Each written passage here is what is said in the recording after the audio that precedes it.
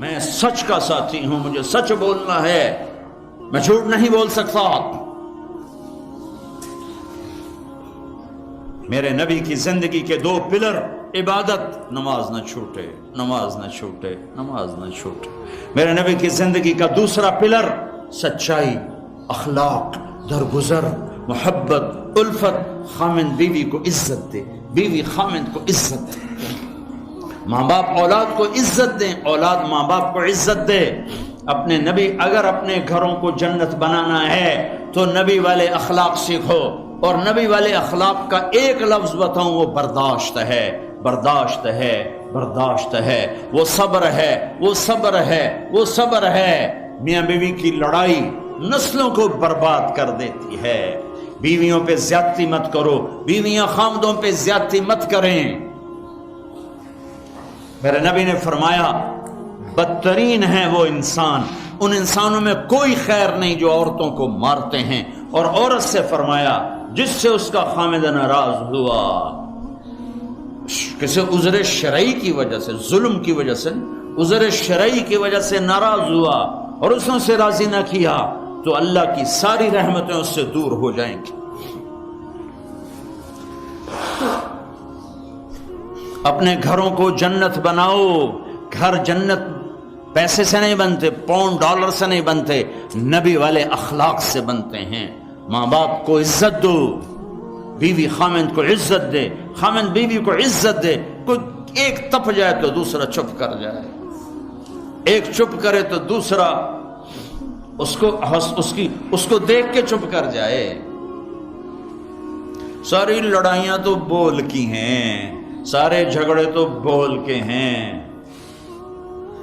ایک بات میری لے لو، ایک بات اگر گھروں کو جنت بنانا، ایک بات صرف کہ برداشت کرنا سیکھو، بولو مت۔ میری بیوی نے بےعزتی کر دی، میرے خامن نے میری بےعزتی کر دی، اللہ کی قسم ذلت میں عزت چھپی ہوئی ہے۔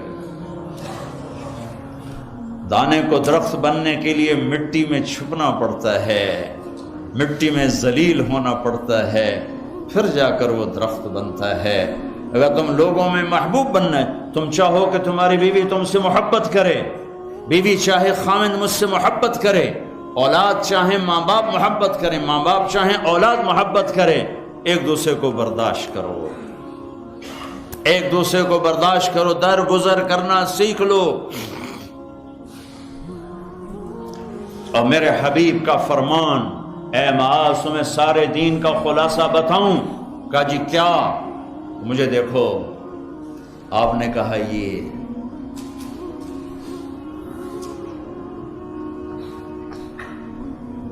اے معاذ زبان قابو میں رکھنا، یہ سارا دین، وہ سارا دین ہے۔ کیا مطلب ہے؟ جو زبان پہ قابو رکھے گا سارا دین اس کا بچ جائے گا، جو زبان پہ قابو نہیں رکھے گا سارا دین ضائع ہو جائے گا۔ غصے کو برداشت کرنا سیکھو، ایک دوسرے کی تعریف کرنا سیکھو۔ کسی کی بیٹی کو بہو بنا کے گھر لائے ہو، اس سے وہ عزت دو جو اپنی بیٹیوں کو دیتے ہو۔ ایک عورت جب ماں ہوتی ہے تو وہ بچ جاتی ہے، قربان ہوتی ہے۔ وہی عورت جب ساس بنتی ہے تو اس کے اندر زہر بھر جاتا ہے۔ ایک مرد جب باپ ہوتا ہے، ساری رات جاب کر کے بچوں کو روٹی کھلاتا ہے، وہ جب سسر بن جاتا ہے تو اس کے اندر ایک نفرت بھر جاتی ہے۔ یہ میرے نبی نے سسر بن کے دکھایا۔ آپ اپنی بیٹی کے گھر آئے، فاطمہ پریشان، بیٹی کیا ہوا؟ کہ میری اور علی کی لڑائی ہو گئی۔ اچھا کدھر ہے علی؟ یہ نہیں پوچھا کیوں ہو گئی، بس کدھر ہے علی؟ کا یہ باہر چلے گئے۔ آپ پیچھے نکلے، ڈھونڈا، مسجد میں سوئے ہوئے تھے، ان کو اٹھایا، ابو تراب اٹھو، یہاں یہ لقب آپ کو ملا ہے۔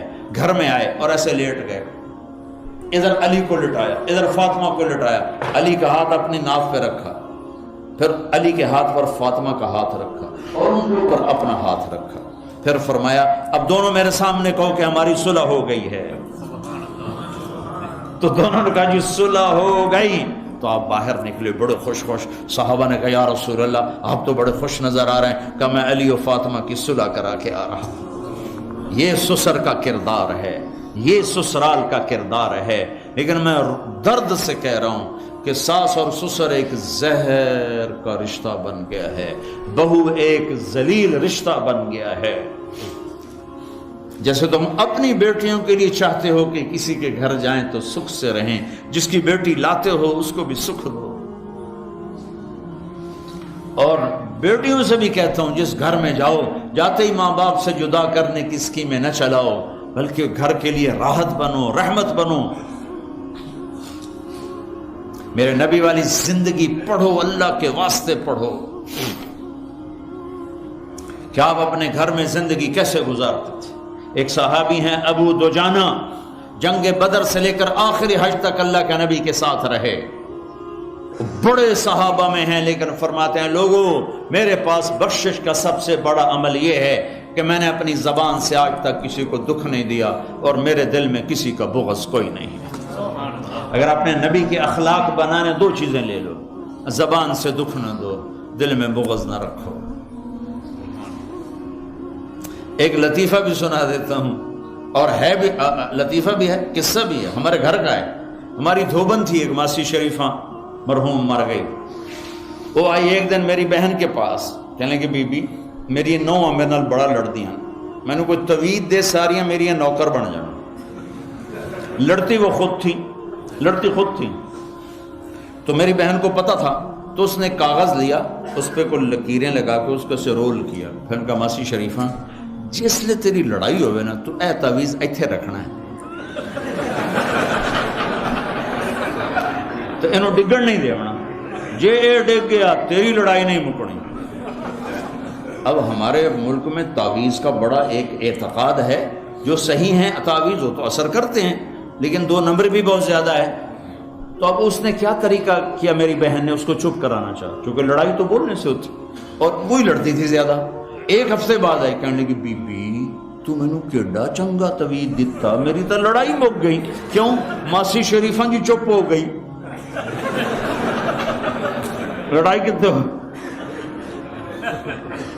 تو ہر جگہ میں نے یہ تعویذ دیا ہے.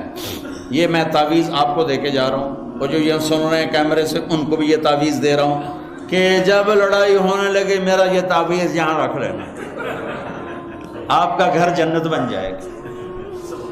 چپ رہنے میں عزتیں چھپی ہوئی